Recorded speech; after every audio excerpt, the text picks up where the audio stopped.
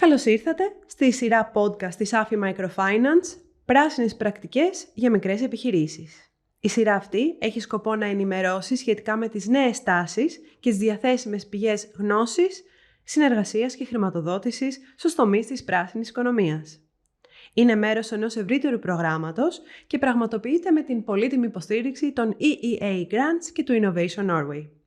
Η AFI Microfinance είναι ένας πάροχος επιχειρηματικής χρηματοδότησης και υποστήριξης που προσφέρει μικροδάνεια έως 15.000 ευρώ σε νέες και υφιστάμενες επιχειρήσεις.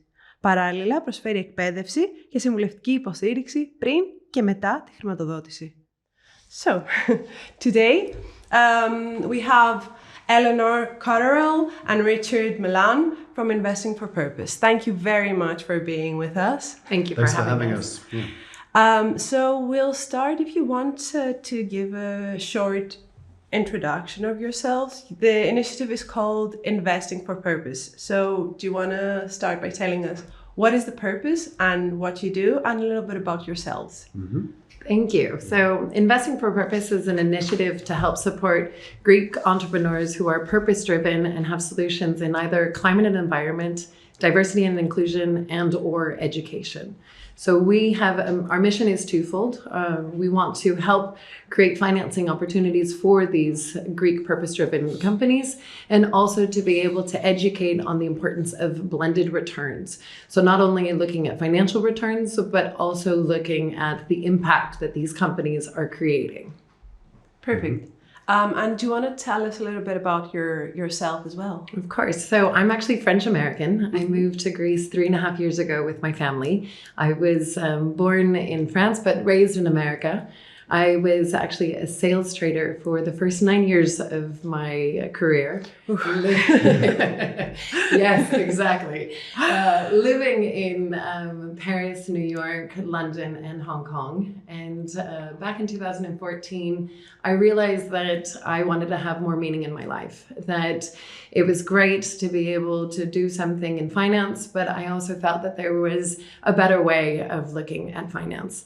So this is where I was first introduced to impact investing, where I was looking at companies that had meaning and a purpose, but also financial returns. So this was based in London. I also then created my own company with a gentleman in London called Time Partners. And there we were looking at the external rate of return. So this first idea of actually measuring impact. And from there, we were looking at a lot of different VCs, but also real estate and infrastructure funds, and looking how they could create impact as well. And then I wanted to go into a fund and create that structure myself before moving to Greece. So you've been through all the stages of investing. Okay, great. Yeah. And Richard? Yeah, slightly different background. So I'm British. I grew up in the UK. My dad was a Navy pilot. My mum was a nurse. So very much grew up in a sort of service-orientated environment. I worked for a social enterprise for about 10 years in the UK, and we were trying to change the quality of the built environment predominantly for housing communities in the UK. So it was a really fascinating kind of insight into impact before it was really called impact. So around about 98 to 2008, I was doing that. And we could sort of measure how we were improving the quality of people's lives and work out how to get feedback from communities. So it was really fascinating.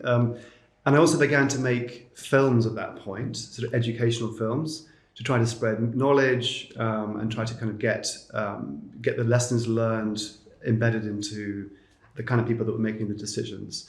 So that led to, bizarrely, a film career. So I carried on making films about impact as much as I could, but then also was doing documentaries and commercials directing for a while. Do you want to mention some of the films you've made? So well, I mean, it kind of varied. So like I said, I had a core of work that was to do with communities and architecture, and I was telling stories about them. I made documentaries about MotoGP, about freediving. I worked with a lot of sports stars in the end. But that's part of this story that I found myself out on a limb in terms of my core values and wanted to get back to impact. And so I guess for the last sort of 5 years, I was trying to figure out a way to get back into impact properly. I did a course at Cambridge, a brilliant course on sustainable business management within the CISL, it's called. brilliant cohort of about 400 of us. We have a WhatsApp group of about 170 now. We support each other in our sort of impact process. Can you add me to that group? Yeah, sure. And coming to Greece, I should say I'm married to a Greek woman for 25 years. We've been together. So I've known and fallen in love with Greece over that time. And we wanted to come here and sort of settle. We have a child who's now 8, and we wanted him to absorb Greece while he was young enough to learn the language and feel the culture. And so part of the reason for being here is that. Okay, great. So you've kind of answered like my second question is that you're both very international people. You've been to many countries and worked with organizations in many countries. How come you decided to do what you're doing in Greece? You're located here, but you could be working for other companies as well. How come you decided to focus on Greece? So when I first moved here, I saw that there was no real organized impact investing here, that there were some investments that were being done ad hoc. So I was trying to get into impact investing, thinking of different structures. I thought about creating a real estate impact fund because I think that there's a lot of opportunities. And then I was very lucky to meet Marcos and Anna in that process of trying to discover how I could continue my impact career here in Greece, because there's a lot of opportunities here. I think that Greece generally is very well positioned, both environmentally because of geographically where it's located, but also because of the sun, the wind, the nature, that it has a lot of possibilities of creating nature-based solutions for impact. So within climate and environment, but also socially. Again, geographically where it's located, there's a lot of integration of refugees, of getting women into the workforce, and there are a lot of opportunities for solutions in this area as well. So I think that Greece could absolutely become an impact hub for Europe. And so that's why I'm interested in Greece. Okay, great. They're very similar to that as well. Just to add a little bit, I think there's a huge amount of potential here for it's a stable moment. There's growth. There's a modernization of the economy, and there's a lot of potential for capacity building and impact as well. A lot of work to be done all over the world, but not least here. So it's kind of wonderful to be part of that process of promoting impact and aggregating it. Yeah, I totally feel you in this department, because even AFI Microfinance, although microfinance is big in the whole of the world generally, in Greece we were actually the first ones who actually did microfinance. So there's a lot of potential for absolutely growth. And what's great too is because Greece is not the pioneer in this space, there's a lot of opportunities to look at the different processes best practices, exactly, and to be able to learn from that. And so a lot of mistakes that other countries or a lot of companies have made, that we can look to be able to just do the best of it. So it's not always bad to... Have you found that we are generally open to learning? I do. I think that generally, Greece is an extremely resilient country through every crisis that Greece has gone through, that there's a lot of community building, there's a lot of togetherness, and there's a lot of openness to learning and to be able to try and do things better, while at the same time keeping with the culture, keeping with the values. So I do think that Greeks are very open to possibilities. I think it's an important part of how we operate is that on the educational side, creating learning environments, seminars for incubators. We provide, we have our own podcast, for example, that's supposed to help to promote Greek impact leaders alongside world impact leaders. Do you want to mention well. The name also? It's called the Purpose Pod. Purpose Pod, nice name. Purpose Pod, yeah. And it's been going for a few weeks now, and we've had some wonderful impact leaders on there, including some of our deal flow. So, for example, Statomaki. Maybe we can put some links in below to give you some more information. Yeah, definitely. Because generally, the purpose of these podcasts as well is to leverage people's experience and people's knowledge and educational tools in order for them to make them accessible to SMEs in Greece. So definitely, I would say as well is it, obviously in general, Greeks are incredibly well educated, incredibly capable, and entrepreneurial and full of energy. And as Eleonore said, there's this connectedness and openness. I think in the impact world, as we're all kind of learning together. Actually, it's a very open sector, and so we're finding people are very, very interested in trying to figure this out and try to embed impact into their approach to their business models. So far, it's a very positive. And especially when it comes to impact measurement, I think that the last 10 years, there have been huge steps towards that. About 10 years ago, nobody really knew. Everybody was doing it in their own way, their own measures, whereas now there are very specific measures that are recognizable from the European Union, other bodies, etc., that are there in order to measure impact. One of them is the ESGs, right? So we can get into that. Yeah, How long have we got? So on the one hand, we have impact, and on the other, we have the ESGs. Yes. Can you just talk a little bit about the difference between the two, and does the one lead to the other? It's a really good question. I think should I take the start of that one? Yes, please do. So I think traditionally ESG has been a way, let's say for ESG investing, it's been a way for investors to look at risk and to look slightly backwards at corporate reporting in order to make investment decisions that are more or less based on risk, based on past performance. That's been the traditional route for impact investing using ESG as a process. Whereas impact investing is completely different. It's looking forward. It requires impact intention alongside measurable impact returns, and for the business to be valuable and profitable as well. Alongside a sort of fourth element, which is additionality, which is that without the investment, the positive impact would not have occurred. So it's a completely different mindset when it comes to investing particularly. So that's kind of a general intro. We can go into it perhaps more as we chat. Okay, great. But they're very, very different. Oh, I should say as well, sorry, just while I remember, that also ESG is evolving. And I think as there are things like the CSRD that's coming in, the Corporate Sustainability Reporting Directive, that will affect within about 2 or 3 years almost all companies, including SMEs. Anybody with 10 or more employees by 2026 will have to report using ESG as a basis, but it's going to evolve in that you're going to have to report about your internal, the effect that sustainability has on your bottom line, but also the effect that you have as a company externally for the ESG factors. So that's a huge difference. So ESG will tighten up and it will kind of approach, the rigor of impact, but it's going to take a while for it to get there. On that, sometimes ESG and all the metrics that are within this measuring tool aren't they seen by big companies just as ticking boxes in order to present myself as more sustainyou like ESG, greenwashing or exactly. So have you seen this in your work in Europe and in Greece?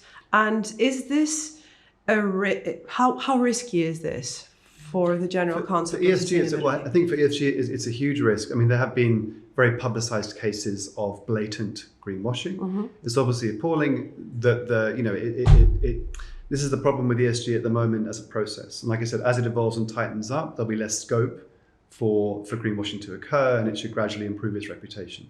I think impact, it's very important that we kind of keep it in its own corner of the field with a moat around it, with very rigorous processes that we kind of are developing with the various bodies around the world to make sure that impact stays kind of impeccable in terms of its reputation.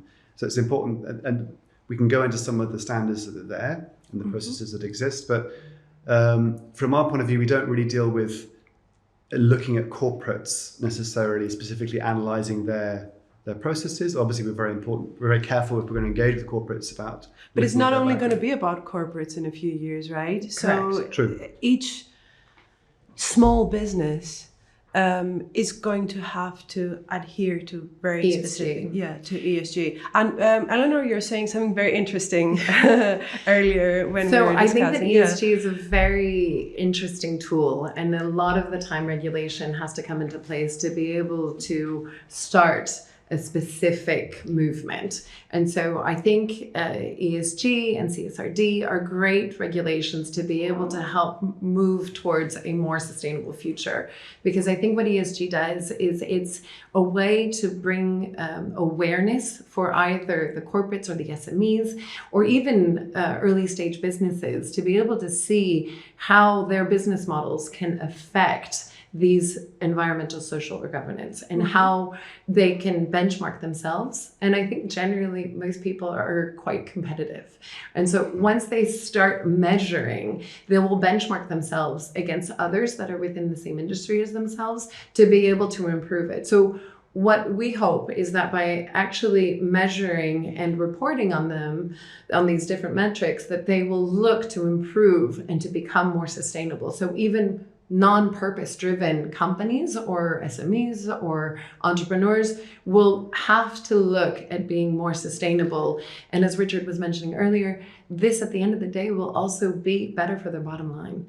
That there's a huge correlation by being more sustainable, by actually being more profitable. So we hope that by bringing awareness, that they'll be able to be more in being more sustainable as well. Because consumers have also changed their priorities as well, especially like the younger generation. Absolutely. I mean, we see generally the next generation has completely changed, whether it's either on the consumer, the investor, the entrepreneur side, that most of this next generation have inherited a world where sustainability is extremely important to them because climate change is real, that there are a lot of social issues that they have to deal with through globalization, through different movements and crises, the energy crisis, etc. So this is extremely important for them to be able to integrate it, which is why we not only see a lot of investors of the next generation looking to be able to allocate capital towards purpose-driven impact companies that are not only making financial returns, but also creating a sustainable impact,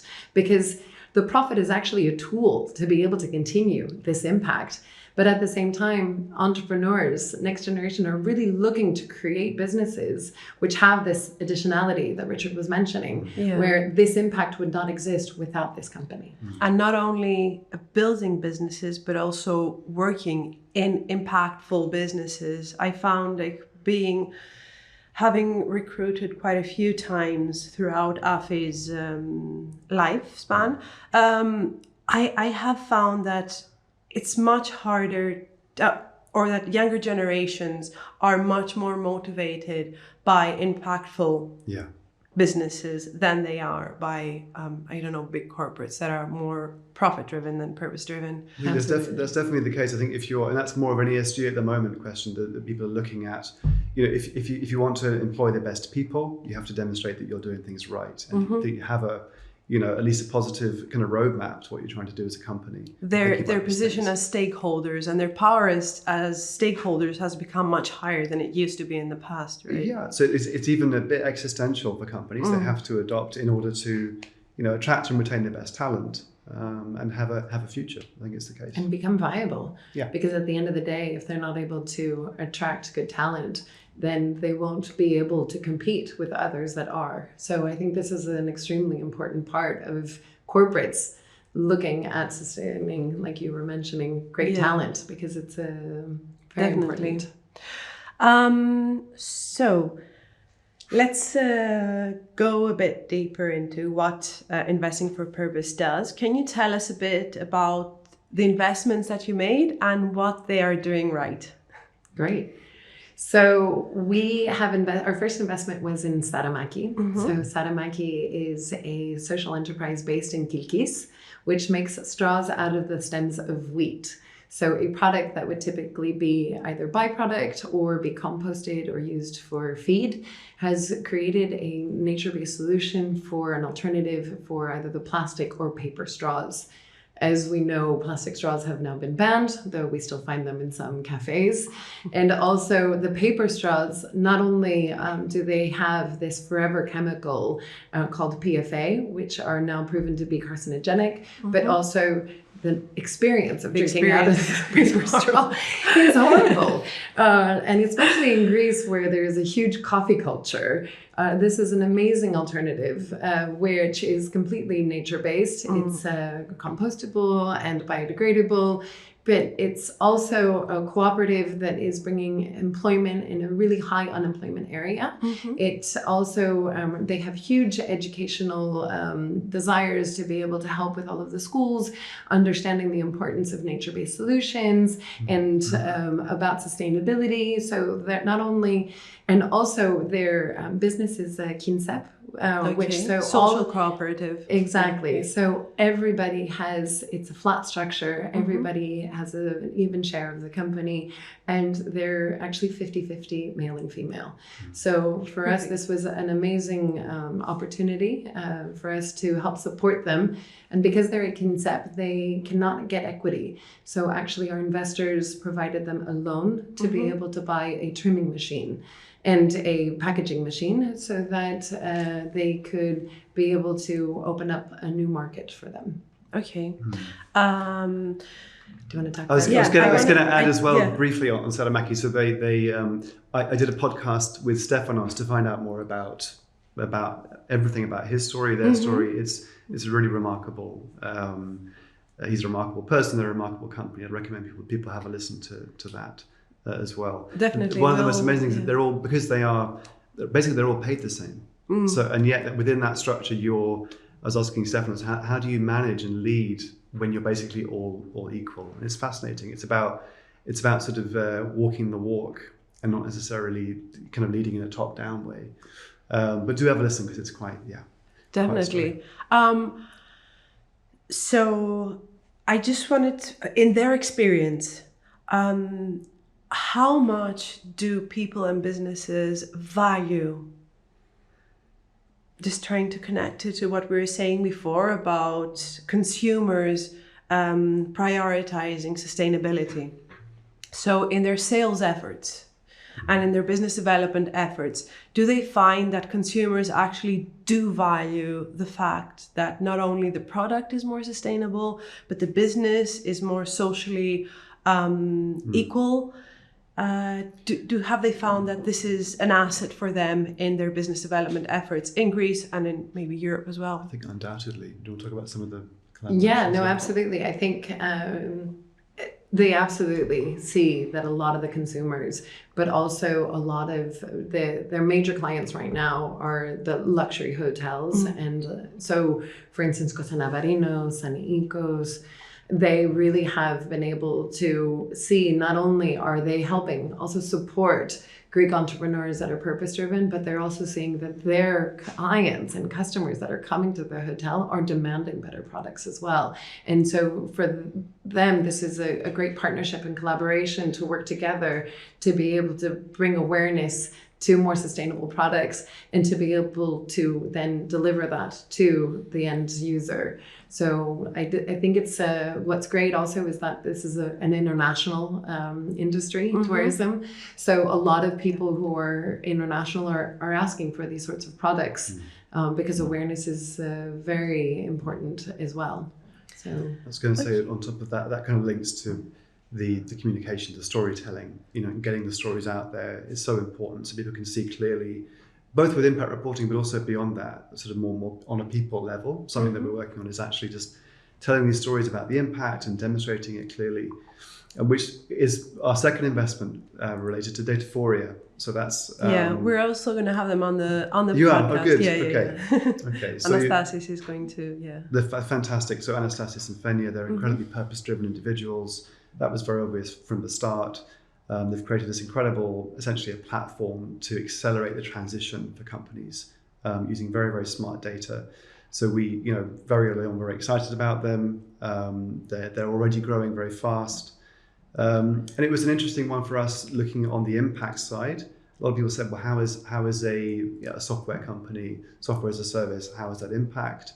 We took a long view on it, that both from the perspective of the founders being incredibly purpose-driven, that everything that all the decisions that they make are geared towards sustainability and improving ESG equivalence in society, but also that their model is so much more sort of advanced and capable and technical than other models out there, that there is an additionality in terms of the way that they're able to translate data from companies into very meaningful, very useful data and communicate it very clearly, that allows those companies to accelerate the transition faster than they would have without Dataforia being there.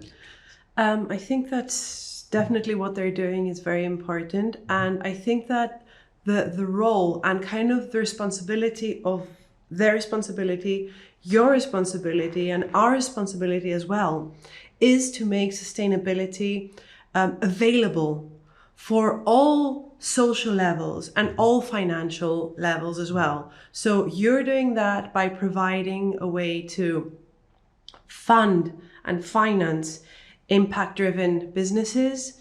We're doing that through microfinancing. Dataforia is doing that through providing tools for all businesses to be able to measure their impact.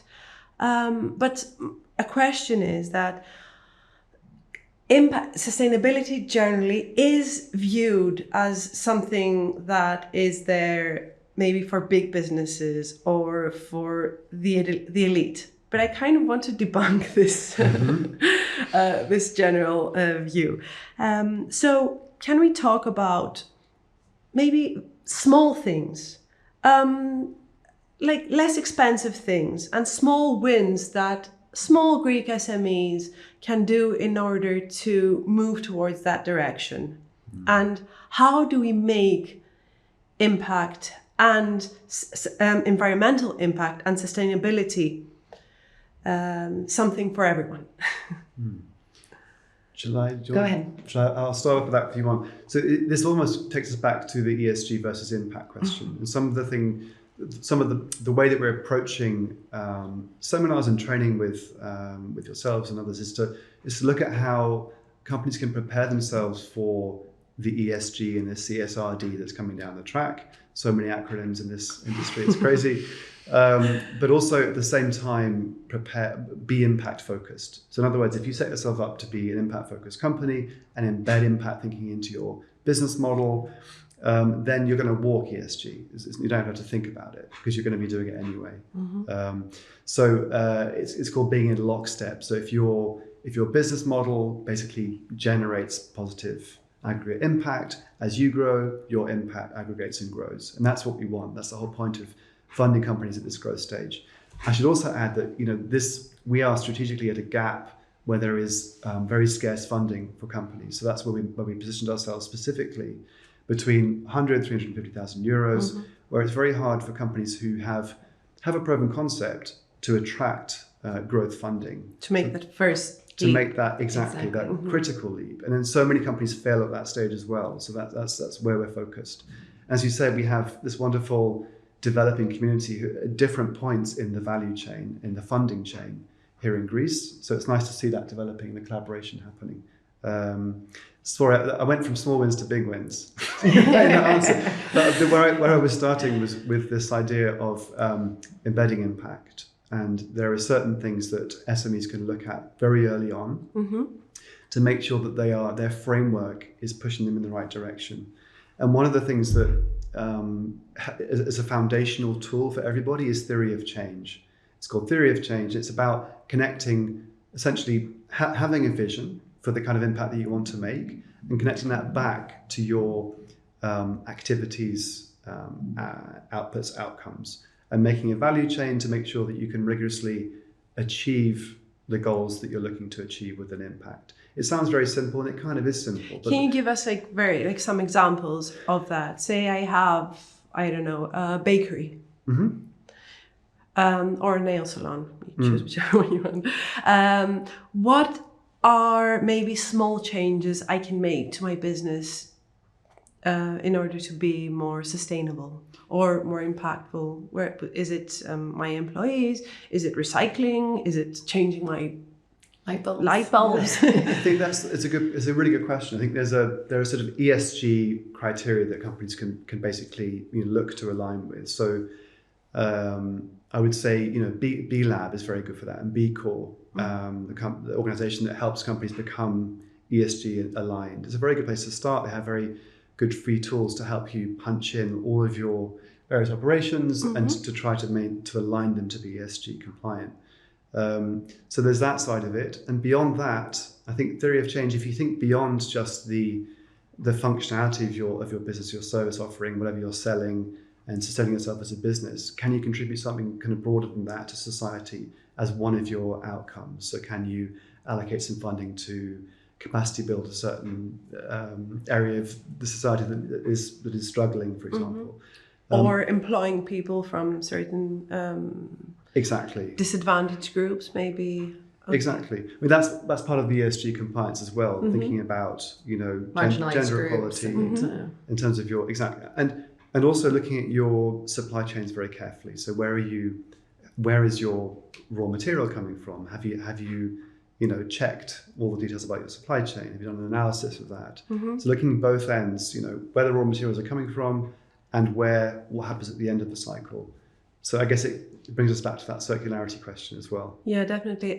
We are a part of this program, which is supported by EEA Grants and Innovation Norway, is an e-learning on sustainability. It's going to be in English and in Greek, and it does mention all of these things, and it is directed for small businesses in Greece. So I think that's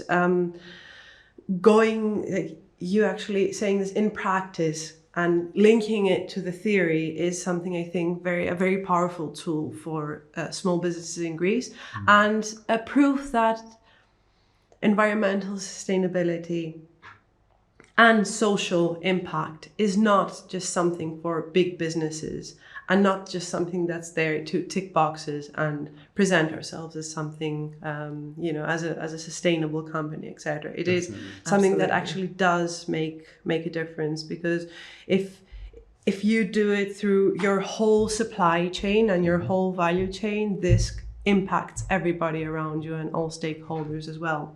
It also impacts yourself as a business, because the value chain, as you're talking about, now more and more investors are looking at the importance of sustainability, and they have to report that back to their investors. So as funds are coming into Greece and looking to invest, they themselves need to report onto it. So when they're looking at the value chain, even if it's the bakery, they will be looking to see, well, where are you sustainably sourcing that wheat? Where are you sustainably sourcing that milk? And you then have to report that upwards to your provider. So as all of this becomes more intertwined, the value will also be that you will continue to become relevant, that you will become, and not become obsolete to this value chain of sustainability and growth. Would you say there's an urgency towards this for businesses? I would think so. There's a various emergencies. Yeah. So let's. It's important to put that out as a message, though, if there is an urgency, because people kind of, I don't know. I think it is kind of a Greek characteristic to do everything kind of at the last moment. Yes. Yeah. But in this case, I don't think that it's very possible to do this because there are so many changes that need to be made, and it's a mentality change as well that we can't kind of wing this. No, and we can't ignore it anymore. I think this is the thing, is that this is a real emergency, in the sense of that now, as we are becoming more integrated and the value chain is now completely international, that the influences of the UK, of France, of Germany, if we're working with different countries, that this will be very relevant. So as the companies are looking to not only grow within Greece, but to grow internationally, that it's important to embed it now and at the outset to stay relevant. Exactly. I think also that the center of the biggest sort of levers of change globally are government, if they do things right, business and finance, and those three together are the sort of the main engine. Obviously, that the pressure coming from consumers is very important, and that's gradually going to reach a tipping point where producers have to think about that exclusively. But meantime, SMEs, small businesses, they're an incredibly important part of this solution. And I would say also back to circularity and the concept of designing from the very outset, designing in circularity into your product thinking. In other words, designing out lack of circularity. The same could be applied to setting out with a new business and saying, okay, what are we going to try and do here? Should we rethink our entire model? I would suggest, rethinking or thinking from the start about impact as being, like we said, in lockstep with your business, rather than thinking, I want to make a profit with this product or service, and how can we reverse engineer impact into it? How to think about it from the very outset so that they're both kind of correlated. Definitely. It's been a very, very, very interesting conversation, and thank you very much for being with us. And we're very excited also to talk with Anastasis from Dataphoria, which is one of the companies that you've invested in. So, yeah, thank you very, very much. Thank you for having us. Thanks so much. Thank you. Επισκεφτείτε τη σελίδα μας για περισσότερες πληροφορίες. Επίσης, ακολουθήστε μας στις αντίστοιχες πλατφόρμες Facebook, Instagram και LinkedIn και μείνετε συντονισμένοι για τα επόμενα επεισόδια. Τέλος, θα χαρούμε πολύ να ακούσουμε τα δικά σας σχόλια, παρατηρήσεις και προτάσεις. Μέχρι την επόμενη φορά, γεια σας!